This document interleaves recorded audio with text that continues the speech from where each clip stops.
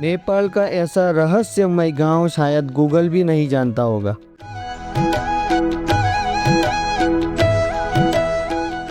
ये है काठमांडू के पास बसा चौपर गांव, लेकिन दुनिया से बहुत अलग है। नमस्ते दोस्तों, आज मैं पहुंच गया हूं काठमांडू के पास एक ऐसा गांव है जिसका नाम है चौपर।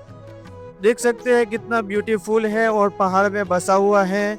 यहाँ का कुछ नज़ारा अलग ही है। मैं आपको वीडियो में पूरा कवर करूँगा और जितना हो सके इतना दिखाने की कोशिश करूँगा। आप लोगों से रिक्वेस्ट है कि वीडियो में अंत तक बने रहें। वीडियो अच्छा लगे तो लाइक शेयर ज़रूर करें।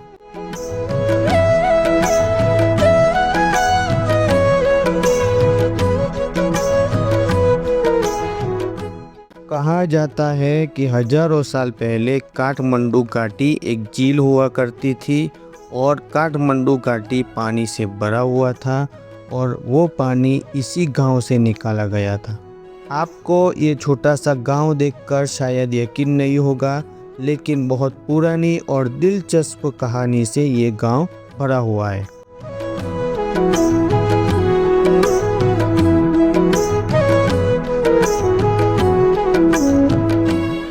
ये सिर्फ कहानी नहीं है, पुराने इतिहासकार और वैज्ञानिक भी मानते हैं कि यहाँ पे एक बहुत बड़ा झील हुआ करता था और इसी गांव से बागमती नदी भी निकलती है, जो नेपाल की पवित्र नदियों में से एक मानी जाती है।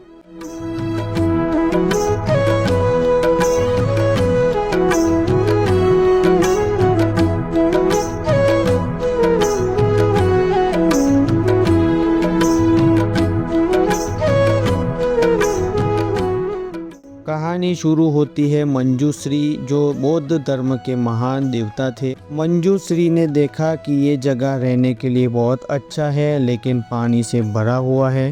कहा जाता है कि हजारों साल पहले मंजूश्री ने अपने अस्त्र से इस पहाड़ को काटकर पानी बाहर निकाला और रास्ता बना दिया। लोक कथाओं के अनुसार कहा जाता है कि ये वही जगह है जिसे आज चौपर के नाम से जाना जाता है।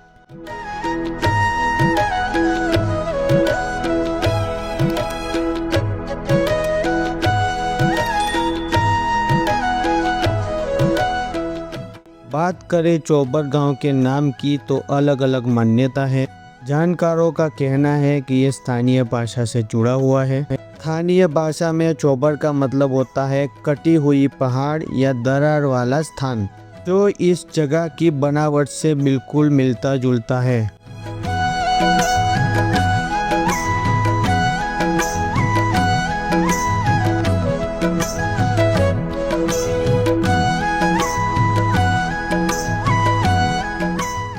दोस्तों, चौपर सिर्फ एक जगह नहीं है, ये ऐतिहासिक और धार्मिक रूप से बहुत महत्वपूर्ण जगह मानी जाती है।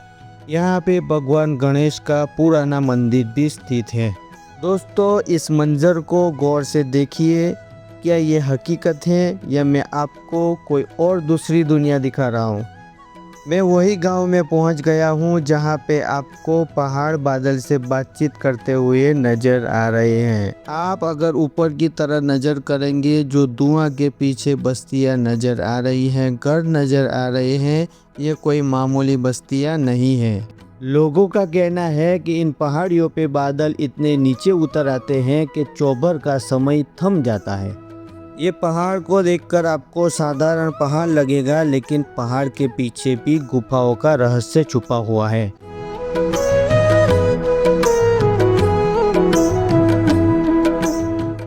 यहाँ पे आपको ऐसी झोपड़पट्टी भी देखने को मिलेगी। यहाँ पे लोग अभी भी साधारण जीवन जी रहे हैं। यहाँ से नीचे जाने का रास्ता है। अगर पहाड़ की गहराई की बात करें तो पहाड़ बहुत गहरा है, अगर ऊंचाई की बात करें तो बहुत ऊंचाई तक है। मैं जहाँ तक जा सकूँगा वहाँ तक जाऊँगा और आपको एक एक दृश्य दिखाने की कोशिश करूँगा। आप देख सकते हैं पुरानी पद्धति से ये झोपड़पट्टी बनाया हुआ है। यहाँ पे तेरा मेरा नहीं है, यहाँ पे एक दूसरे के बारे में जलन भी नहीं है। लोग अपने काम में व्यस्त रहते हैं और अपने बसेरा जहाँ पे जगह मिलती है वहाँ पे बसेरा लगा देते हैं। आप देख सकते हैं ये महिला है, यहाँ पे ज़्यादातर महिलाएं काम करती हैं। वो अपने खेत में खुद काम कर रहे हैं। जाली बना रहे हैं। हाँ हाँ, ये खेत एक खेत में आप अकेले करते हैं काम? अकेले अकेले नहीं, हमारे 2 बहन है। मैं इसका मालिक हूँ, मैं कराता हूँ भी, करती हूँ भी। नगर पालिका वड़ा नंबर 6 है ना। यहाँ बहुत कृषि में पैसा है, लेकिन पैसा है सरकार इसको देता है कि जो झोला में सस्ता है ना, उसका देता है। ये जो असली कृषक होगा उस तक नहीं पहुँचेगा ये अनुदान। असली किसान को नहीं मिलेगा। इसीलिए हमने अभी तक, हमारा भी कंपनी धरता है, हम करते हैं, तो अभी तक हमने कोई अनुदान नहीं लिया है। इसीलिए काम करने से किसी का भर पड़ना नहीं पड़ता है, हमको अनुदान भी नहीं चाहिए। हम करते हैं, कमाते हैं, हमारा खुद कमाते हैं। हमें महीना को 1-2 लाख बनाते हैं। अच्छा है, बहुत अच्छा है। सबको देकर, सब मिलाकर, हमारा कुखरा फार्म भी है, हमारा गाय भी है। हम ये सब खेती, इससे भी बड़ा उधर है, यहाँ से भी फर्पिंग पाके है हमारा फार्म, फर्पिंग पाके है। हम सब ठाम ऐसे कर काम लगाते हैं। आप करते हैं, हम है, सब कुछ है वहाँ पर, है ना। यहाँ पे ये सुपी लाइन के पीछे हमारा 40 रुपये में है खेती। Thank you. तुम भी दारू पीते हो? नहीं। दारू पीते हो? दारू नहीं पीते हो? इंडिया में आना है? इंडिया में नहीं आना है? स्कूल में नहीं जाते हो? जाते हैं।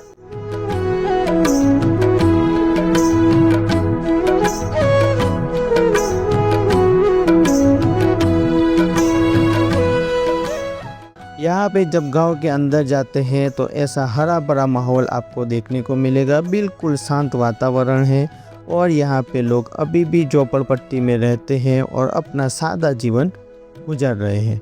और अगर ऊपर की तरफ जाते हैं गांव के अंदर से, तो यहाँ पे आपको ऐसे खेत मिलते हैं। खेत आपको मैंने पहले भी बताया था कि यहाँ पे लोग पहाड़ को काट कर खेत बनाते हैं। तो मतलब खेत प्लेन नहीं होता है, ढाल वाला होता है या फिर सीढ़ी टाइप का होता है। यहाँ से माहौल कितना ब्यूटीफुल लग रहा है, आप देख सकते हैं। मैं पहाड़ के बहुत करीब आया हूँ, फिर भी मुझे और भी चल के जाना पड़ेगा। मैं और भी चल के जाऊँगा। आप देख सकते हैं ये रास्ता है, रास्ता कितना गहरा है। और रास्ता काटकर अगर नीचे आते हैं तो आपको इस तरह का दृश्य देखने को मिलता है। मतलब कि जहाँ पे भी देखो वहाँ पे हरा भरा माहौल है, कुदरती दृश्य है और बिल्कुल सादा और शांत जीवन है।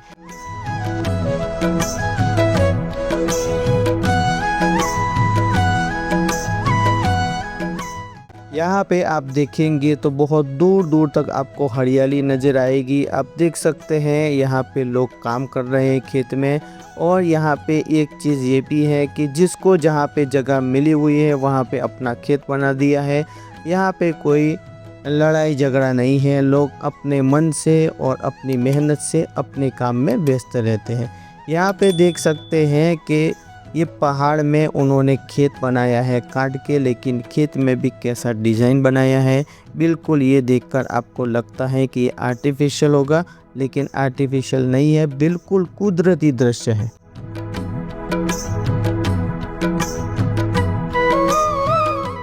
अगर सामने की तरफ आप देखेंगे तो आपको यहाँ के दृश्य कुछ और अलग देखने को मिलते हैं। यहाँ पे आप देख सकते हैं कि कितनी ऊंचाई पे लोग बसे हुए हैं।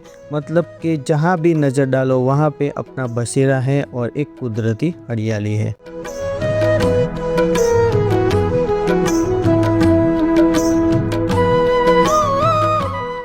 दोस्तों आप ये चारों तरफ जो हरियाली और पहाड़ दिख रहे हैं उसमें एक काला रहस्य छुपा हुआ है जो मंजूश्री गुफा से घिरा हुआ है। स्थानीय लोगों का कहना है कि ये पहाड़ अंदर से पूरा खोखला है। पुराने समय में ऋषि मुनि यहाँ के शांत और हरे भरे माहौल में तपस्या करने आते थे। कहा जाता है कि इस पहाड़ के नीचे ऐसे रास्ते हैं जो पाताल लोक और मंदिर तक जाते हैं।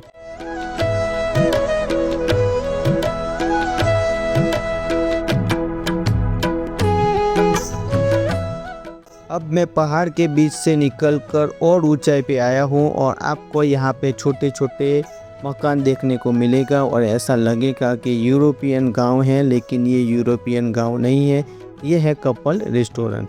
फिर यहाँ पे आप देख सकते हैं जो पवित्र नदी है यहाँ से गुजरती है और यहाँ पे पुल बनाया हुआ है। ये पुल पे बहुत डर लगता है। जब नीचे की तरफ देखते हैं तो आपको ऐसी गुफा और पानी का नाला नज़र आएगा। ये मोबाइल की स्क्रीन में आपको छोटा लगता है, लेकिन जब नज़दीकी से देखते हैं तो बहुत डर लगता है। जब यहाँ पे सामने की तरफ देखते हैं तो इसी तरह का रोड बनाया हुआ है। और मैंने ये जो बताया आपको कपल रेस्टोरेंट, आप देख सकते हैं बहुत ऊंचाई पे है। यहाँ से चढ़ के जाना पड़ता है और वहाँ पे कपल एंजॉय कर।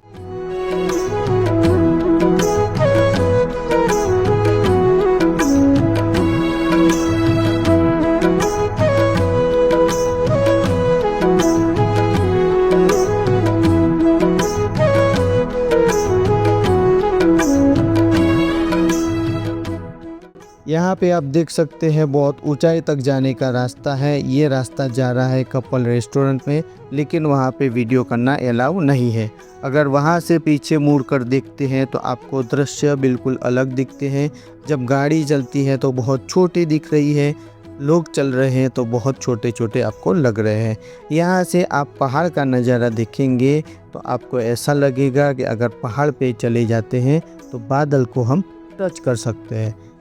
दोस्तों, इतनी ऊंचाई तक ये पहाड़ में गांव बसा हुआ है। यहाँ से बागमती नदी बहती है, जो नेपाल की पवित्र नदियों में से एक नदी मानी जाती है। और यहाँ पे सबसे ज़्यादा पानी जो काठमांडू में था वो इसी गांव से निकला था।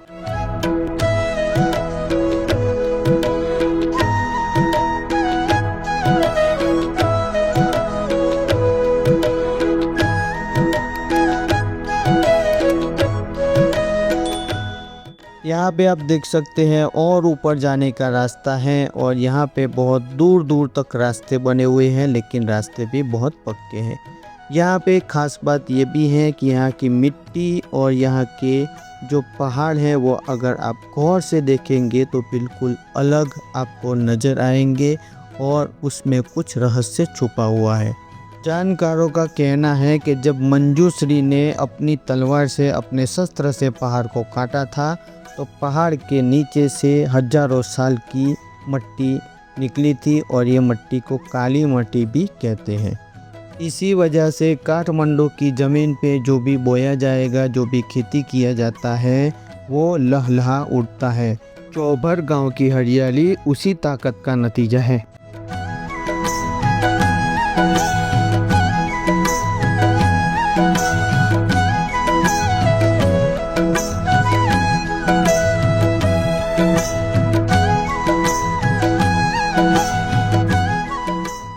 दोस्तों, आप जो नाला देख रहे हैं, नाले में से पानी जा रहा है, यहाँ से पत्थर कटा हुआ है।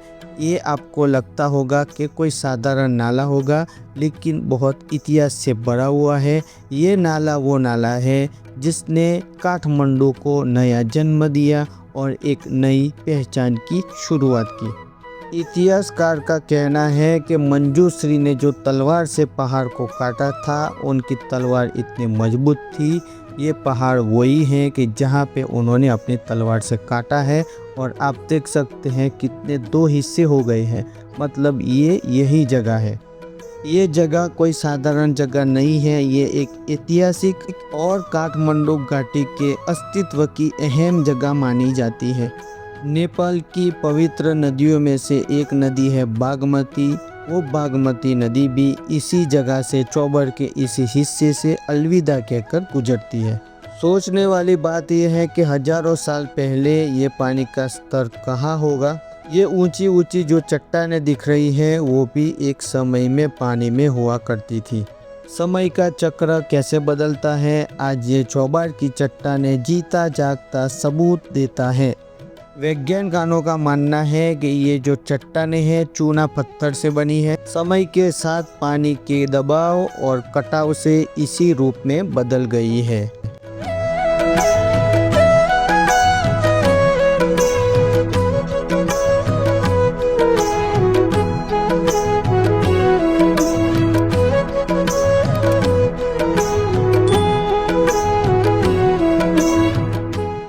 दोस्तों, आपको ये हवेली देखकर ऐसा लगेगा कि कोई पुरानी बिल्डिंग है, लेकिन ये उस समय में हिमाल फैक्ट्री का गेस्ट हाउस और प्रशासनिक ऑफिस हुआ करता था।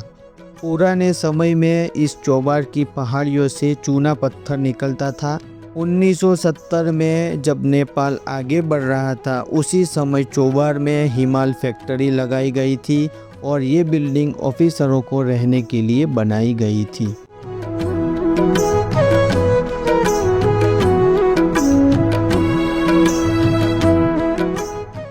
यही हवेली से खड़े होकर अगर सामने की तरफ देखते हैं तो चौबर का खूबसूरत नज़ारा आपको नज़र आता है। दूर दूर तक जो पहाड़ी नज़र आती है, ये पहाड़ी कीर्तिपुर की है। कीर्तिपुर भी चौबर से बिल्कुल नज़दीक है, पास में ही है।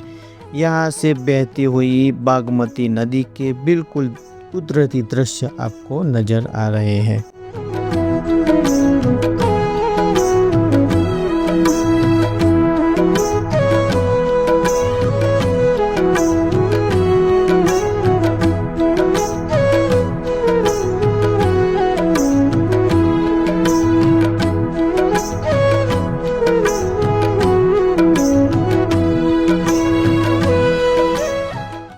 आज हम ये पुरानी हवेली की बात करें तो प्रदूषण और स्थानीय लोगों के विरोध के कारण 2002 में हमेशा के लिए ये हिमाल फैक्ट्री को बंद कर दिया गया था और ये हवेली तब से भूतिया हवेली और वेरान बिल्डिंग बन चुकी है। स्थानीय लोगों का कहना है कि रात के सन्नाटे में इस वेरान हवेली चौबार के पहाड़ियों का रहस्य बढ़ा देती है। कई म्यूजिक और फिल्म शूटिंग भी यहाँ होती है, क्योंकि पुरानी बनावट और खंडर हो चुकी दीवारें कोई अलग ही माहौल पैदा करती है।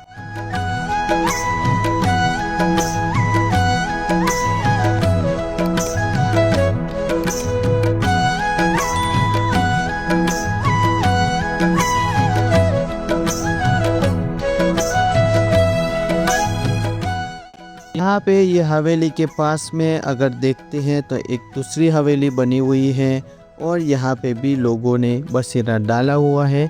अंदर में कुछ बस्तियाँ, कुछ लोग रहते हैं।